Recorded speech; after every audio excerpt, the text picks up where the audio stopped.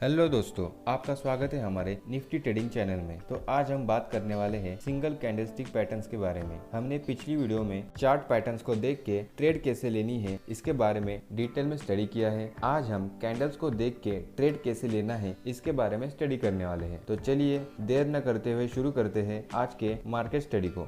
हम थोड़ा बेसिक से शुरू करते हैं ताकि जो बिगिनर्स है वे भी आगे आने वाली वीडियो को अच्छे से समझ सके। स्क्रीन पर जो अभी रेड कैंडल दिख रही है उसे हम बियरिश कैंडल कहते हैं और जो ग्रीन है उसे हम बुलिश कैंडल कहते हैं। चार्ट में अगर रेड कैंडल्स बन रही है तो इसका मतलब होता है कि मार्केट निगेटिव हो रही है, मतलब कि मार्केट गिर रही है। और अगर मार्केट में ग्रीन कैंडल्स बन रही है तो मार्केट पॉजिटिव है और ऊपर जा रही है।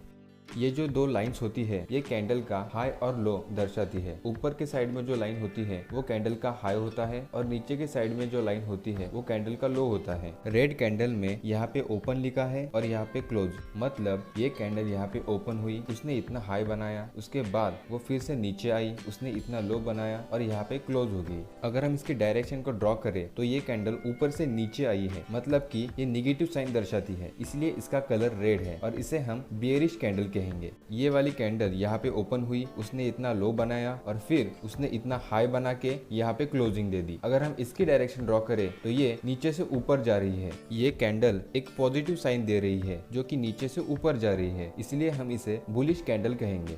ये सब हो गया बेसिक, कैंडल रेड क्यों होती है और ग्रीन क्यों होती है। अभी हम चलते हैं एडवांस की तरफ। आज हम सिंगल कैंडलस्टिक पैटर्न के बारे में बात करने वाले हैं, मतलब कि आपको एक कैंडल से ही पता चल सकता है कि मार्केट बुलिश होने वाली है या बियरिश। तो चलते हैं पहले पैटर्न की तरफ। हैमर हथौड़ा तो आप सभी ने देखा ही होगा, जिसमें एक बड़ा हैंडल होता है और एक छोटा हेड होता है। वैसे ही ये वाला भी एक हैमर है। इसमें कैंडल की बॉडी काफी छोटी होती है, मतलब ओपनिंग और क्लोजिंग आसपास होती है और नीचे की साइड में जो लाइन है जिसे कि शैडो कहते हैं वो बॉडी से कम 2 से 3 गुना बड़ी होती है और ऊपर की साइड में कोई शैडो होती नहीं, और अगर होती है तो वो बहुत ही छोटी होती है। ऐसी कैंडल को हम हैमर कहेंगे। तो इस वाली हैमर में ऐसी कौन सी खास बात है जिसे देखकर हम एक सक्सेसफुल ट्रेड ले सकेंगे, तो ये बात जरा ठीक से समझ लीजिए। मार्केट में एक तो बायर्स होते हैं और एक तो सेलर्स, मतलब एक जो खरीदते हैं और एक जो बेचते हैं। तो हम चार्ट में देख लेते हैं कि इस वाली कैंडल का यूज कैसे करना है। अगर मार्केट डाउन ट्रेंड में चल रही है और यहाँ पे एक हैमर बन जाए तो उस हैमर का ये इंडिकेशन होता है कि पहले तो ट्रेंड में सेलर्स ज्यादा स्ट्रॉन्ग थे जो कि मार्केट को नीचे की साइड में ले जा रहे थे, लेकिन हैमर बनने के बाद इस वाली कैंडल में यहाँ पे ओपनिंग हुई, उसने इतना लो बनाया, मतलब सेलर्स ने यहाँ भी नीचे की साइड में मूव दिया, लेकिन इस कैंडल में बायर्स भी एक्टिवेट हो गए और उन्होंने मार्केट को बैलेंस करते हुए ऊपर की साइड में मूव दिया। इसी वजह से इस कैंडल की क्लोजिंग ऊपर की साइड में हुई और ये ग्रीन हो गई, मतलब इस डाउन ट्रेंड में सेलर स्ट्रॉन्ग थे। इस वाली कैंडल के बाद बायर्स भी मार्केट में उतर गए हैं और अब चांसेस है कि मार्केट यहाँ से रिवर्स कर सकती है। अब आपको ये तो पता चल गया कि मार्केट यहाँ से बुलिश होगी, तो अब हम इसमें ट्रेड कैसे लेंगे। हम ट्रेड के लिए दूसरी कैंडल का वेट करेंगे। जैसे ही दूसरी कैंडल हैमर के ऊपर क्लोजिंग दे देती है, वैसे ही उस लेवल पे हम अपनी एक कॉल की पोजीशन बना लेंगे। हैमर का लो हमारा स्टॉप लॉस होगा और टारगेट हम 1:2 या फिर 1:3 ले सकते हैं। मतलब अगर हम 25 पॉइंट का स्टॉप लॉस ले रहे हैं तो हमारा टारगेट 50 से 75 पॉइंट होना चाहिए। अब स्टॉप लॉस सुन के बिगिनर्स बहुत कंफ्यूज हो जाते हैं कि ये आखिर है क्या। तो मैं आपको बता दूं, मार्केट में हम प्रिडिक्शन करते हैं कि मार्केट अप ट्रेंड में जाएगी या फिर डाउन ट्रेंड में, लेकिन कभी कभी मार्केट हमारे अपोजिट डायरेक्शन में चली जाती है और हमारा लॉस होने लगता है। अब हम यहाँ पे लॉस को डिसाइड कर सकते हैं, मतलब कितने हद तक हम लॉस ले सकते हैं ये हमारे हाथ में होता है। इसकी हम एक लिमिट रख सकते हैं जिसे कि हम स्टॉप लॉस कहते हैं, मतलब लॉस हमारा इस लिमिट के बाद नहीं होगा जो कि स्टॉप हो जाएगा। इसीलिए स्टॉप लॉस लगाना बहुत जरूरी होता है और जैसे ही हमारे स्टॉप लॉस पे मार्केट आ जाती है हमें उस पोजीशन से एग्जिट करना होता है। तो बढ़ते हैं अगले पैटर्न की तरफ, इन्वर्टेड हैमर। अगर हैमर को हम उल्टा रख दे तो ये हो गया इन्वर्टेड हैमर, लेकिन ये हैमर से उल्टा काम नहीं करता, ये हैमर के जैसा ही काम करता है। अगर डाउन ट्रेंड में इन्वर्टेड हैमर फॉर्म हो जाता है तो ये भी बुलिश रिवर्सल का सिग्नल होता है, जैसे कि हैमर। इन्वर्टेड हैमर में भी हैमर की तरह बॉडी छोटी होती है और उसकी शैडो ऊपर की साइड में होती है,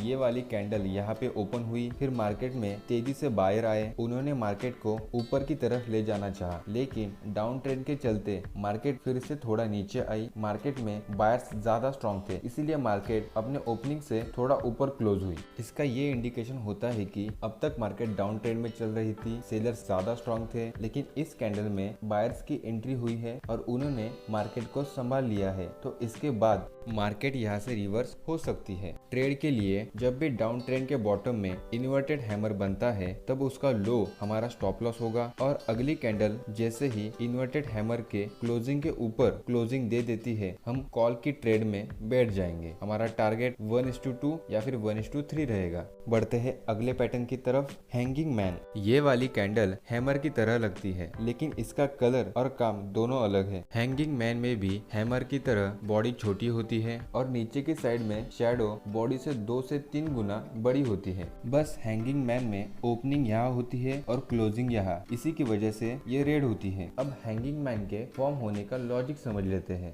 मार्केट अप ट्रेंड में थी, मतलब मार्केट में बायर स्ट्रॉन्ग थे। इस कैंडल में सेलर्स भी एक्टिवेट हो गए, उन्होंने यहाँ तक लो लगाया और अप ट्रेंड के चलते मार्केट फिर से थोड़ी ऊपर चली गई और मार्केट ने यहाँ पे क्लोजिंग दे दी। लेकिन इस कैंडल में सेलर्स ज्यादा एक्टिव होने के कारण अपनी ओपनिंग प्राइस से थोड़ा नीचे ही कैंडल ने क्लोजिंग दे दी। यहाँ तक तो बायर स्ट्रॉन्ग थे, लेकिन इस कैंडल के बाद सेलर्स भी एक्टिवेट हो गए हैं और ये संभावना है कि मार्केट यहाँ से रिवर्स हो सकती है। इसीलिए हैंगिंग मैन जब भी अप ट्रेंड के टॉप में बनता है तो ये बियरिश रिवर्सल का सिग्नल होता है, मतलब उसके बाद मार्केट नीचे आने के चांसेस होते हैं। तो अब देखते हैं कि इसमें हम ट्रेड कैसे लेंगे। मार्केट अगर बियरिश हो रही हो तो जाहिर है हम पुट की साइड में ही बैठेंगे, तो हम अगली वाली कैंडल के क्लोजिंग का वेट करेंगे। जैसे ही अगली वाली कैंडल हैंगिंग मैन के क्लोजिंग के नीचे क्लोजिंग दे देती है, वैसे ही हम उस कैंडल के लो पे अपनी पुट की ट्रेड को एक्टिवेट करेंगे। हमारा स्टॉप लॉस इस कैंडल का हाई होगा और टारगेट 1:2 से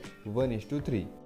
शूटिंग स्टार भी हमें इन्वर्टेड हैमर की तरह दिखता है, लेकिन इसका कलर और काम इन्वर्टेड हैमर से भी उल्टा है। इन्वर्टेड हैमर की तरह शूटिंग स्टार में भी ऊपर की साइड में शैडो बड़ी होती है और नीचे की साइड में शैडो नहीं होती, बस इसकी ओपनिंग यहाँ पे होती है और क्लोजिंग यहाँ पे। इसी वजह से इसका कलर रेड होता है। अप ट्रेंड के टॉप में अगर शूटिंग स्टार बन जाए तो इसका क्या इंडिकेशन होता है ये देख लेते हैं। अप ट्रेंड के चलते कैंडल ओपन होते ही बायर्स ने इस कैंडल में एक हाई लगा दिया, उसके बाद इस कैंडल में सेलर ज्यादा स्ट्रांग हो गए और उन्होंने मार्केट को उसकी ओपनिंग प्राइस से भी नीचे लाके क्लोज कर दिया। इसका मतलब अब तक मार्केट अप ट्रेंड में चल रही थी, बायर्स ज्यादा स्ट्रांग थे, लेकिन इस कैंडल के फॉर्म हो जाने के बाद अभी सेलर्स भी एक्टिव हो गए हैं और मार्केट स्ट्रांग सेलर्स के चलते यहाँ पे रिवर्स होने की संभावना है। तो शूटिंग स्टार में भी हम पुट की ही पोजीशन ढूंढेंगे। ट्रेड के लिए हम इसकी अगले वाली कैंडल के क्लोजिंग का वेट करेंगे। हम उस कैंडल के लो पे पुट की पोजीशन बना लेंगे। शूटिंग स्टार का हाई हमारा स्टॉप लॉस रहेगा और टारगेट 1:2 से 1:3 तक हम ले सकते हैं।